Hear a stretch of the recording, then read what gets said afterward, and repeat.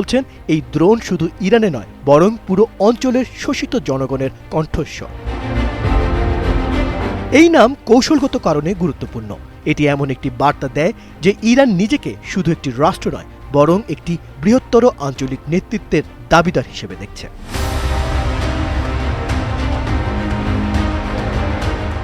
Drone প্রযুক্তিতে ইরানের সাফল্য রাতারাতি আসেনি। শাহেদ সিরিজের ড্রোন দিয়ে তারা ইতিমধ্যে বিশ্বজুড়ে পরিচিতি পেয়েছে। বিশেষ করে ইউক্রেন যুদ্ধে রাশিয়ার হাতে ইরানের ড্রোন ব্যবহারের বিষয়টি আলোচিত হয়েছে। তবে গাজা ড্রোন প্রযুক্তির সেই ধারাবাহিকতারই পরবর্তী ধাপ। গাজা ড্রোনটি ২১ মিটার দীর্ঘ, প্রায় ৩ টন ওজন বহনে সক্ষম এবং এতে আধুনিক সেন্সর ও ইলেকট্রনিক যুদ্ধ সরঞ্জাম যুক্ত করা হয়েছে। ইরানের দাবি এটি পশ্চিমা ড্রোনের সঙ্গে প্রতিযোগিতা করতে সক্ষম। এমনকি আমেরিকার MQ-9 রিপার ড্রোনের সঙ্গে সরাসরি তুলনা করা হচ্ছে। গাজা উন্মোচনের পর থেকেই আন্তর্জাতিক অঙ্গনে প্রতিক্রিয়া শুরু হয়েছে। যুক্তরাষ্ট্র, ইসরায়েল এবং তাদের মিত্ররা এই ড্রোনকে মধ্যপ্রাচ্যের স্থিতিশীলতার জন্য হুমকি হিসেবে দেখছে।